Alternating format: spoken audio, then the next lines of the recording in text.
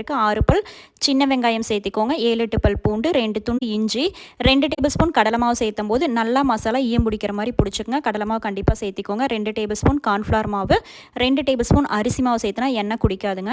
2 table spoon வரமிளகாய் தூள் சேர்த்திக்கோங்க. 1.5 டேபிள் ஸ்பூன் உப்பு சேர்த்திக்கோங்க. உப்பு கொஞ்சம் ஜாஸ்தியாக இருந்தால் மீனில் நல்லா பிடிச்ச டேஸ்ட் இருக்குங்க.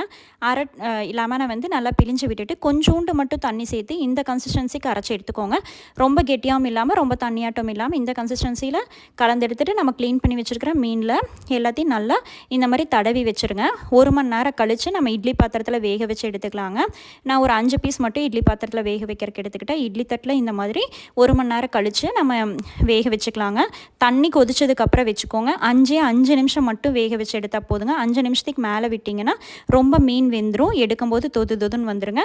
இட்லி பாத்திரத்தில் வர அந்த ஆவி தண்ணியும் மீனில் இருக்கிற எண்ணெயும் மட்டும்தான் இருக்குங்க. மித்தபடி எல்லா மசாலாவும் அப்படியே நம்மளுக்கு